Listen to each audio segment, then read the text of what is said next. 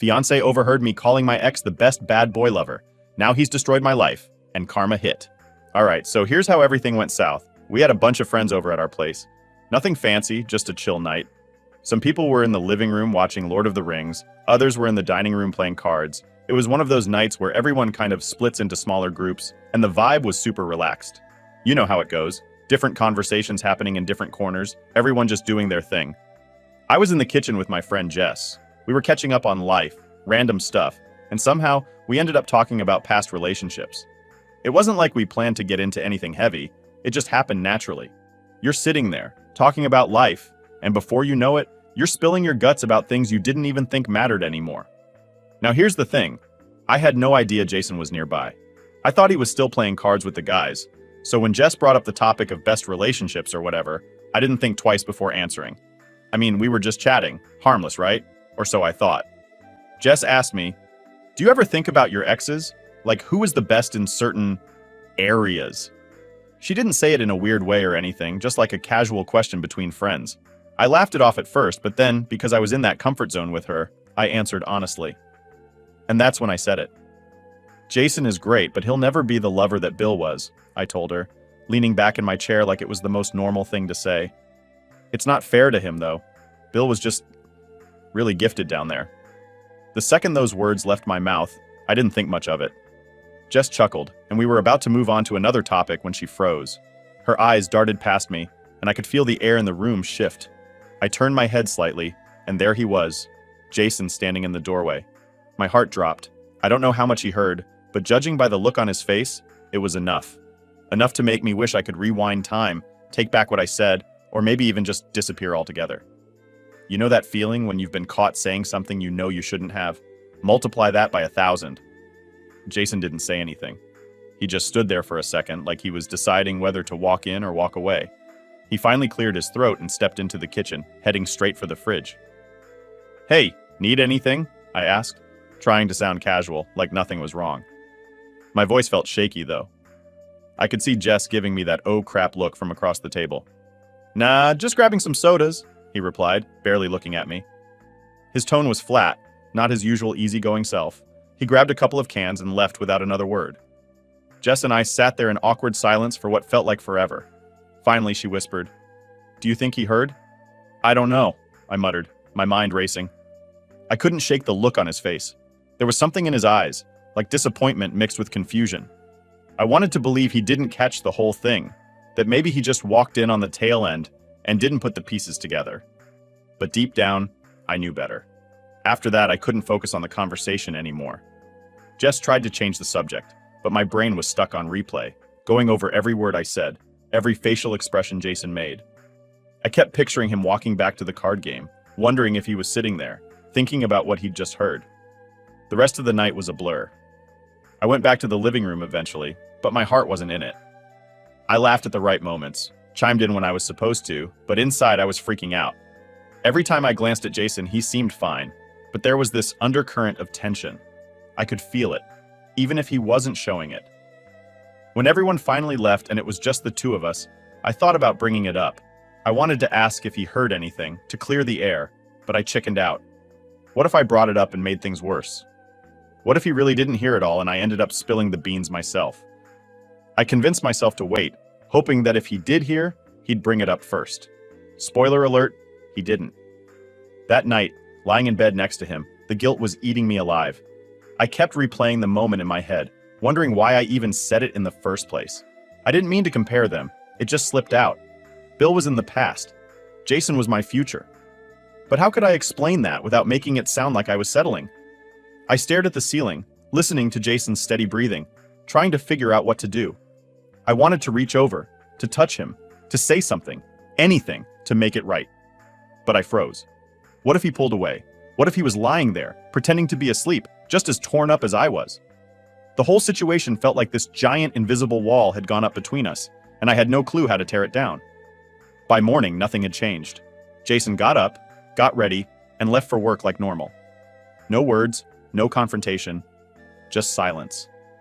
And I stayed there, sitting on the edge of the bed, wondering if we'd ever be able to go back to how things were before that night in the kitchen.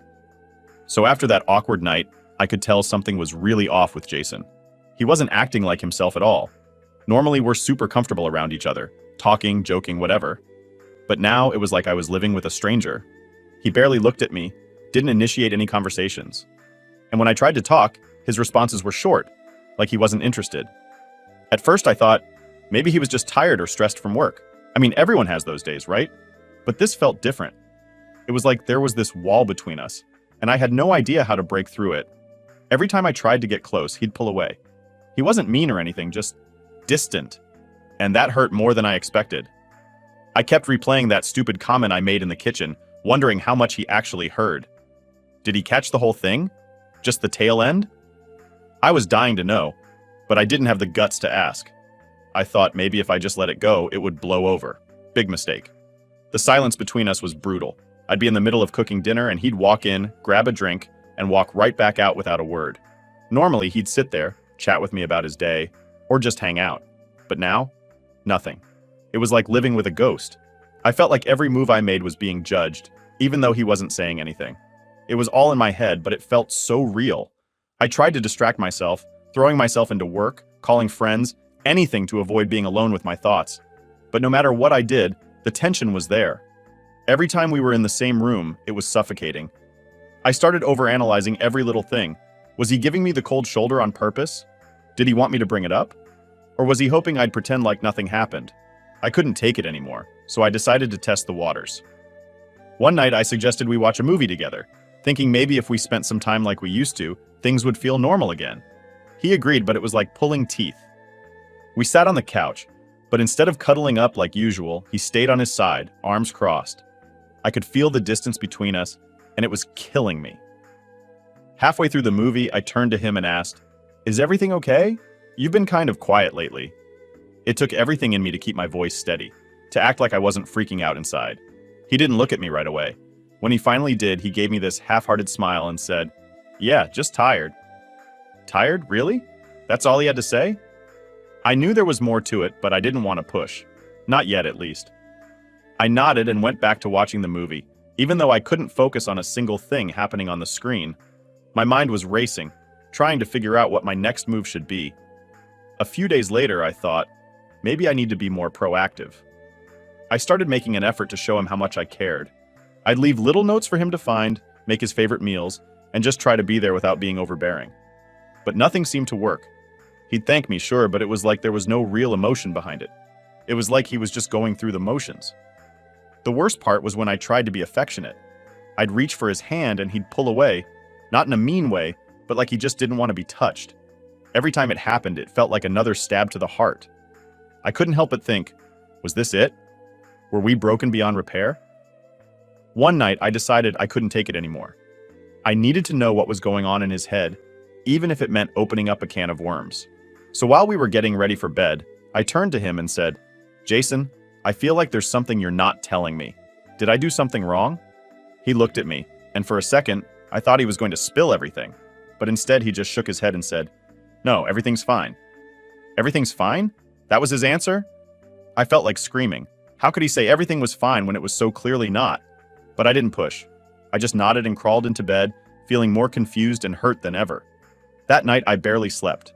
I kept tossing and turning, thinking about all the things I could have done differently. Maybe if I had kept my mouth shut in the kitchen, none of this would be happening. Maybe if I was better at communicating, we wouldn't be stuck in this weird limbo. The next day, I decided to give him some space. Maybe he needed time to process whatever was going on. I went about my day, trying not to let the weight of everything crush me. But as the hours dragged on, I realized I couldn't keep going like this. We needed to talk. Really talk. But how do you bring up something like this without making it worse?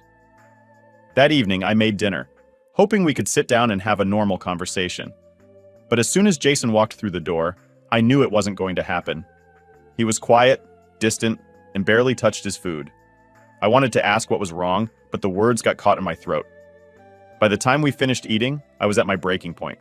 I cleared the dishes, trying to keep it together, but inside I was a mess.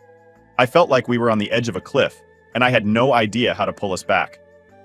As I lay in bed that night, staring at the ceiling, I realized I couldn't keep pretending everything was okay. Something had to give, and soon. I just hoped that when it did, we'd be able to come out the other side still holding on to each other. But deep down, I wasn't sure if we could. So, the night everything finally blew up started like any other. Tense and awkward. Jason was doing his usual thing of barely saying 2 words to me, and I was trying my best not to completely lose it. I couldn't take the silence anymore, but I didn't know how to break it without making things worse. Still, I knew it was now or never. We couldn't keep tiptoeing around each other like this. After dinner, we were sitting on the couch, both pretending to watch some random show on TV. I couldn't focus on a single thing happening on the screen. My mind was racing, trying to find the right way to bring it up without making him shut down. But how do you even start a conversation like that? Finally, I couldn't hold it in anymore. I muted the TV and turned to him. "Jason," I said, trying to keep my voice steady, "I need to talk to you." He didn't look at me right away, just kept staring at the darkened screen like he was hoping I'd change my mind. After what felt like an eternity, he finally sighed and turned his head slightly. "What's up?" he asked, his tone flat, almost resigned. I took a deep breath, feeling my heart pounding in my chest. "I feel like there's been something wrong between us, and I need to know what's going on. You've been so distant, and I'm worried." For a moment, he didn't say anything, just sat there, his jaw tight. Then he finally spoke. "You really don't know?" he asked, his voice quiet but firm. That hit me like a punch to the gut. I knew exactly what he was talking about, but hearing him say it made my stomach twist. I tried to play dumb, hoping maybe we could talk about it without diving into the specifics. "I mean, I've noticed you've been acting differently. If I did something to upset you, I wish you'd just tell me." Jason gave a bitter laugh, shaking his head. "You did something, all right." I felt the blood drain from my face. This was it. He was going to bring up the kitchen incident, and there was no way I could talk my way out of it. "Jason, what did I do?" I asked, my voice barely above a whisper. He finally looked me in the eye, and I could see the hurt there, the pain I had caused without even realizing it. "I heard what you said," he admitted, his tone sharper now. "That night in the kitchen with Jess.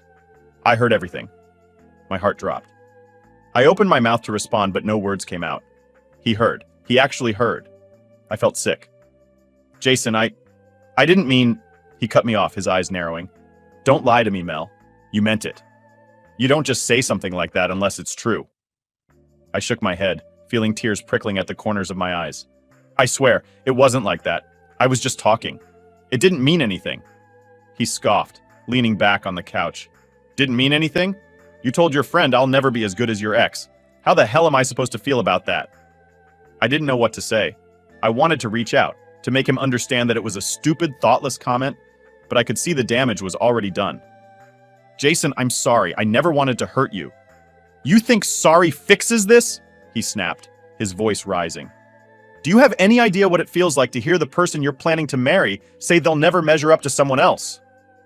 I couldn't hold back the tears anymore. "Jason, please. It was a dumb comment. I wasn't thinking. You're the one I love, not him." He stood up, pacing the room, running his hands through his hair. "That's not the point, Mel. You didn't just say he was better in some random way. You said I'll never be as good in bed. How do I come back from that? How do we come back from that?" I stood up too, desperate to make him see that we could fix this. "Jason, it was a mistake. I shouldn't have said it, but it doesn't change how I feel about you." He turned to face me, his eyes cold. "How do you think I feel now, Mel? Every time I'm with you, all I'm going to think about is how I'm not good enough, how you're comparing me to him." I reached out, but he stepped back, keeping the distance between us. "Jason, please. I know I screwed up, but I'm willing to do whatever it takes to make this right." He shook his head, his expression a mix of anger and sadness. "I don't know if you can, Mel. I don't know if I can get past this." That broke me. I felt like I was losing him right in front of my eyes, and there was nothing I could do to stop it. "Jason, I love you. Please don't let this ruin everything we've built together." He sighed, looking away. "I need some time to think." I nodded, not knowing what else to say. "Okay, take all the time you need." Without another word, he walked out of the room, leaving me standing there, feeling more alone than ever. I sat back down on the couch, staring at the muted TV, the weight of everything crashing down on me. How did we get here? How did one stupid comment turn into this? I knew we had a long road ahead, but I wasn't ready to give up. Not yet. I just hoped Jason felt the same way. After Jason walked out that night, I just sat there, staring at the empty room.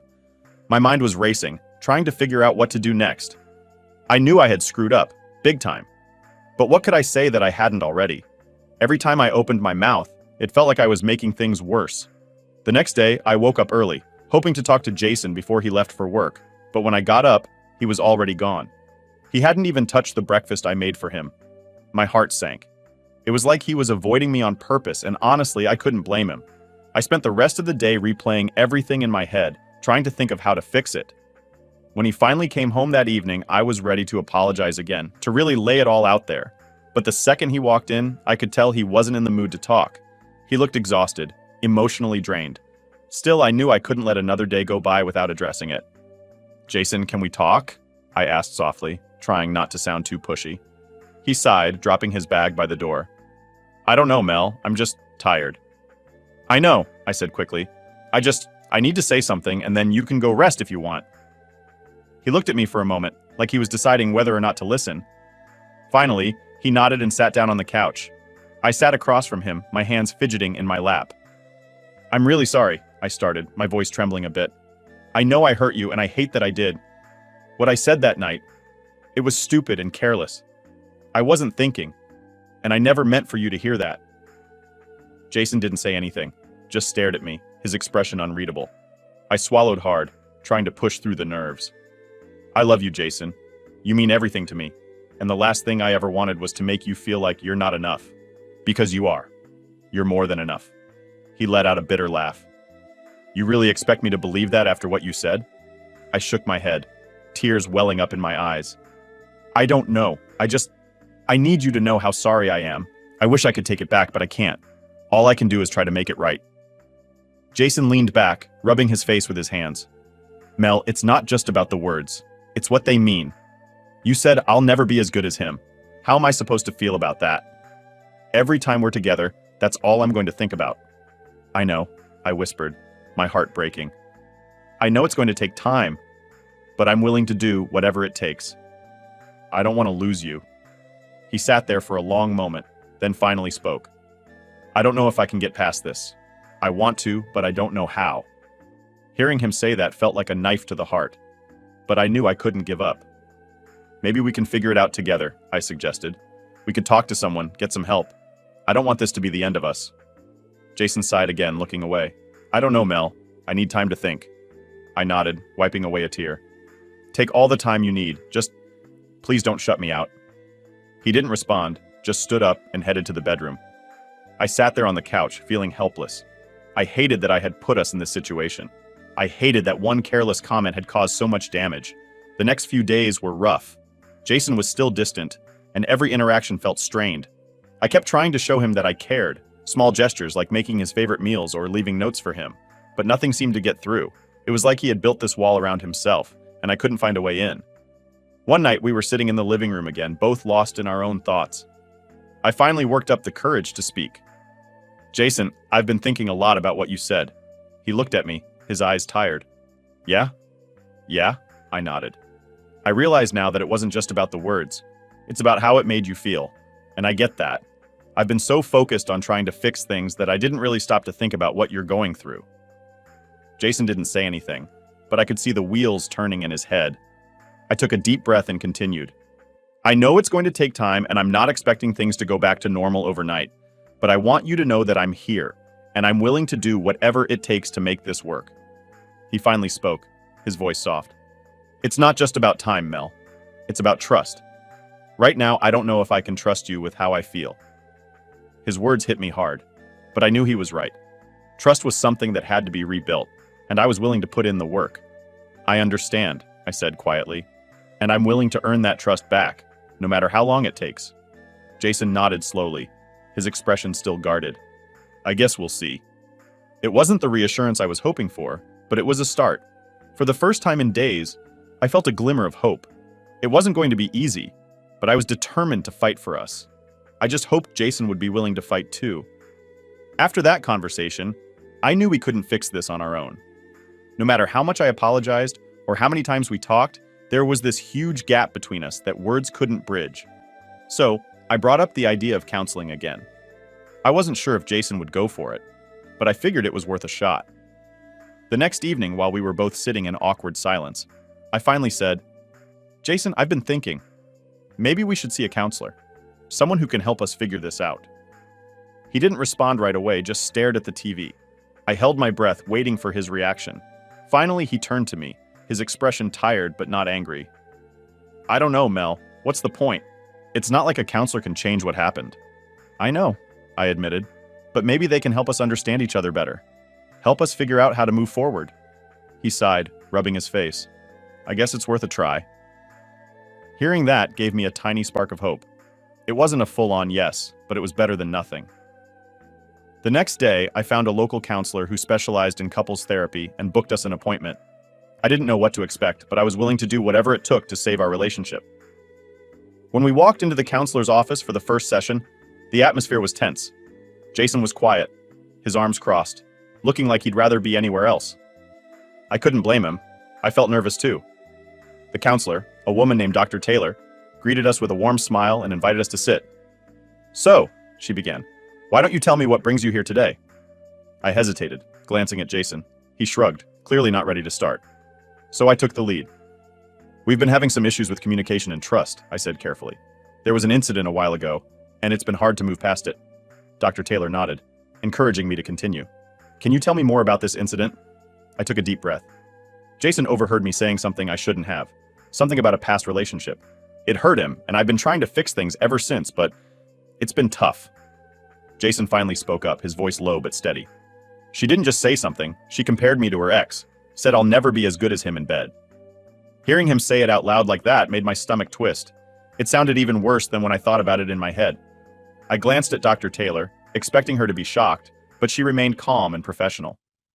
That's a tough thing to hear, she said gently. Jason, how did that make you feel? He leaned forward, resting his elbows on his knees. It felt like a punch to the gut. I've never felt insecure about myself before, but now, I can't stop thinking about it. Every time we're together, it's like there's this voice in my head reminding me that I'll never measure up. I felt tears prickling at the corners of my eyes. Jason, I'm so sorry. I never wanted you to feel like that. I know you're sorry, he replied, his tone softer now. But it doesn't change how I feel. Dr. Taylor nodded. It sounds like both of you are carrying a lot of pain from this situation. Mel, what do you think needs to happen for Jason to feel secure again? I thought about it for a moment, choosing my words carefully. I think we need to rebuild trust. I need to show him that he's the only one I care about, that he's enough for me in every way. Jason scoffed. It's not that simple. How do you rebuild trust when you feel like it's been shattered? Dr. Taylor leaned in. Trust is tricky. It takes time and consistent effort, but it's not impossible. The first step is open communication.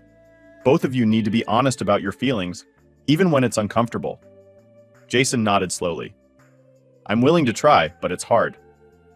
I understand, Dr. Taylor said, and it's okay to feel that way. What's important is that you're both here, willing to work through this together. The session continued with us discussing our feelings and how we could improve our communication. It was tough. Every word felt heavy, and there were moments where I wanted to shut down. But I knew we had to keep pushing through if we wanted any chance of fixing things. By the end of the session, I felt emotionally drained, but also a bit hopeful. Dr. Taylor gave us some exercises to do at home, like writing down our feelings in a journal and sharing them with each other. It felt a little weird at first, but I was willing to give it a try. Over the next few days, we followed her advice. Every evening, we'd sit down and share what we had written. It was awkward at first, but slowly, it started to feel more natural. I learned things about Jason's feelings that I hadn't known before, and I hoped he was starting to understand me better too. Our next session was a bit easier. We both opened up more, talking about our fears and hopes for the future.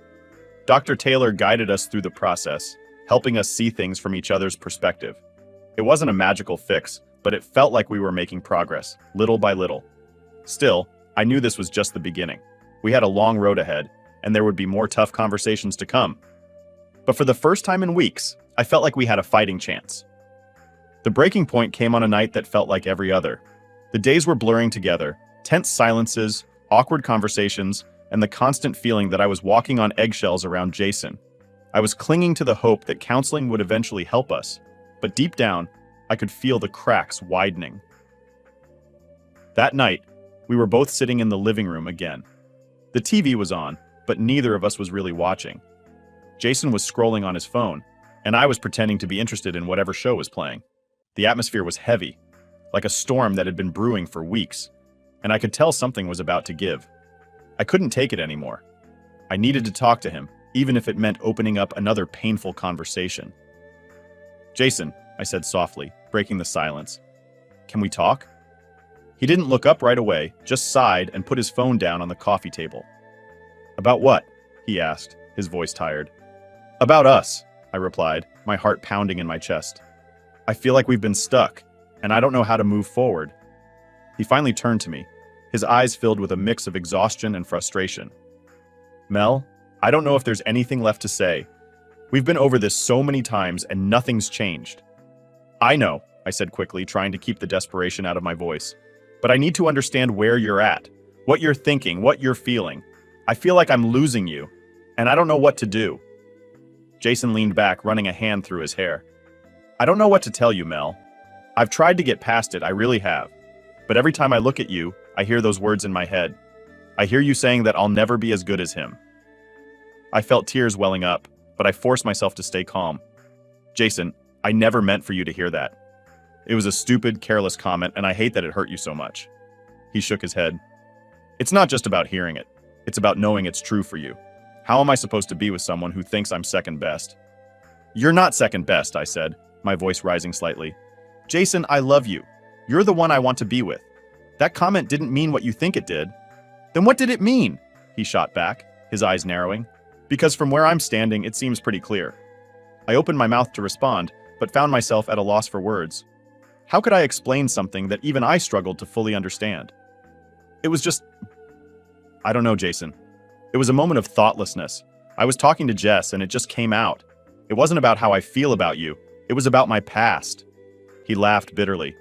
"Your past? That's exactly the problem, Mel. Your past is always hanging over us.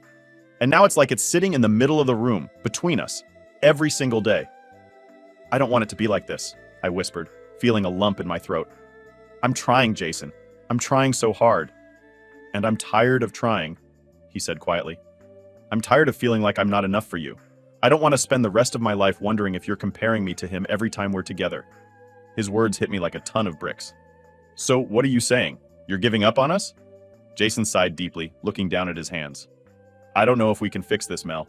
I don't know if I can ever get over it." I felt the tears spill over, running down my cheeks. "Jason, please, don't say that. We can get through this. We just need more time." "I don't think time is going to fix this," he said softly. "I think we've reached a point where we have to be honest with ourselves. Maybe we're holding on to something that's already broken." I shook my head, refusing to believe it. "No, Jason, we can fix it. We just need to keep trying." He stood up, pacing the room. "I don't know if I have anything left to give, Mel. I feel drained. I feel like I'm constantly fighting a battle I can't win." I stood up too, reaching out for him, but he stepped back, keeping the distance between us. "Jason, please, don't walk away from us. We've been through so much together. Don't let this be the end." He looked at me, his eyes filled with pain. "I don't want to hurt you, Mel, but I can't keep living like this. It's tearing me apart." I felt like my world was crumbling around me. "So what now?" I asked, my voice barely above a whisper. Jason sighed again, his shoulders slumping. "I think we need some time apart. Maybe some space will help us figure out what we really want." Those words felt like a knife to my heart. "Time apart?" I repeated, my voice shaking. "Jason, I don't want to lose you." He reached out, brushing a tear from my cheek. "I don't want to lose you either, Mel. But right now, I don't know how to stay." And with that, he turned and walked out of the room, leaving me standing there, shattered. I collapsed onto the couch, sobbing into my hands. The man I loved was slipping away, and I didn't know how to stop it. I didn't think things could get worse after Jason walked out, but I was wrong. Way wrong. He didn't just leave me emotionally wrecked. He left me financially ruined too. I never realized how much of our life together was held up by him until it all came crashing down. At first, I thought I could handle it. I told myself I'd find a way to move forward, even if it felt like my world was falling apart. But reality hit fast and hard. Jason had been the one managing most of the bills. Sure, I contributed, but he covered the bigger stuff. Rent, utilities, the car payments. I never really thought about it because we were a team. But when he left, so did all that support. I remember the day I got the first overdue notice for the rent. My heart sank. I called the landlord, hoping to buy some time, but they weren't having it. "You're already a month behind," they told me. "If you can't pay by the end of the week, we'll have to start the eviction process." I felt like I was drowning. I tried to scrape together what little money I had, selling stuff online, taking on extra shifts at work, but it wasn't enough. And the hits kept coming. The car we shared? It was in his name. I came outside one morning to find it gone, repossessed. I was stranded, without a way to get to work or even run basic errands. Then there was the health insurance. I didn't even think about it until I needed to refill a prescription. I went to the pharmacy, only to be told my coverage had been canceled. Turns out, Jason had been paying for that too. Without it, I couldn't afford my meds, and my health started to spiral. The worst part? Jason wasn't answering my calls or texts. I tried reaching out, begging for a little help, just to get me through the month. But it was like I didn't exist to him anymore. I wasn't just losing the person I loved. I was losing everything we'd built together. People like to say karma always comes back around, but in this case, it felt like I was the one getting hit with it. I kept thinking back to that one stupid comment I made, the one that started it all. I never imagined it would cost me my relationship, my home, my stability. But here I was, living the consequences. I ended up crashing on Jess's couch for a while after I got evicted. She tried to be supportive, but I could tell she was getting tired of having me around. I couldn't blame her. My life was a mess, and I didn't have a plan to fix it. One night, after another failed attempt to get in touch with Jason, I broke down. "He took everything from me," I sobbed to Jess. "I have nothing left." She hugged me, but there wasn't much she could say. I knew she wanted to help, but this was a mess only I could clean up. I had to find a way to stand on my own again, even if it felt impossible. I started looking for any job I could find, eventually landing a gig at a small cafe. It wasn't great, but it was something. I saved every penny I could, slowly trying to rebuild. But every step forward felt like I was dragging the weight of my mistakes behind me. Months passed, and things started to stabilize. Barely. I was living paycheck to paycheck, constantly stressed, but at least I wasn't homeless anymore. I still thought about Jason every day, though. Part of me hated him for leaving me in this mess, but another part of me knew it wasn't entirely his fault. I messed up, and I had to own that. Looking back, I realize now how much I depended on him, not just financially, but emotionally too. Losing him made me confront parts of myself I didn't want to face. It forced me to grow, to figure out how to survive on my own. It wasn't easy, and I'm still a long way from where I want to be. But at least now, I know I can do it. Karma hit me hard, no doubt about it. But maybe, in a twisted way, it was what I needed to wake up, to learn how to stand on my own 2 feet, even when everything feels like it's falling apart.